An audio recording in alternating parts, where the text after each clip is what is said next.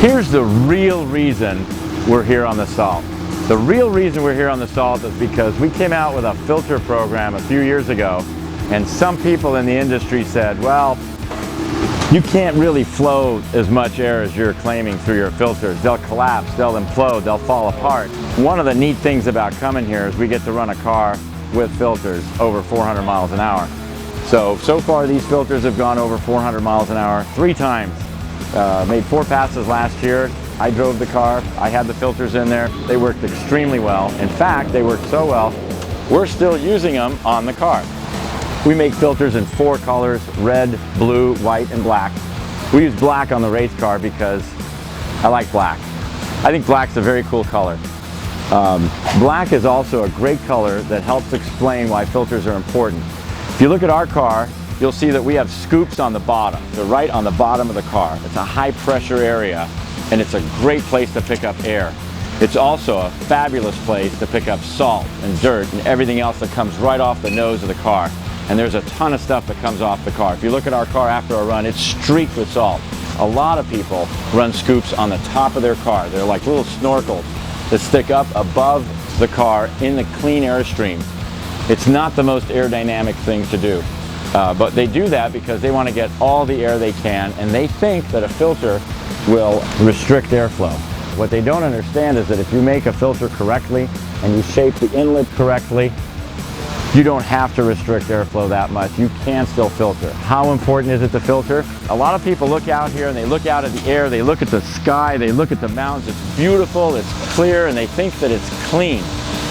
Going back to the color black, how do you prove that the air here isn't really clean because the human eye can't see the dirt that's in it? Drive a black car. This is one of our support vehicles. It's a rental car.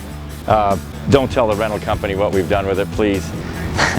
But you can see that obviously down here it picks up a lot of salt. But even when you go up here and you go up on the roof, there's still a lot of dirt up on this roof right here. So there's dirt everywhere, and it comes from everywhere. And what I'm going to do now is I'm going to take the trunk panel right here and I'm going to clean it so you can see that it's really clean.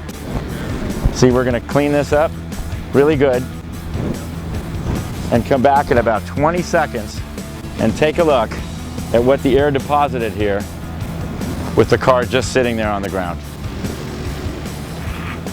All right, so here we are. We clean this off. Let's take a look at what's happened here. There it is. You got dirt. And the problem is we can't see the dirt until we put it on our finger in concentrated levels.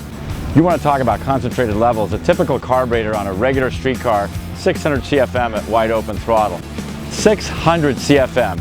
1 CFM looks like this. It's a cubic foot of air. Out here, there's engines putting out 4, 5, 6 times that amount. So they're ingesting literally up to 2,000 CFM. 1 CFM is this. 2,000 CFM is just a huge amount of air in a very short amount of time. And just because you can't see the dirt doesn't mean it's not dirt. Here's another thing people don't know. Air has weight.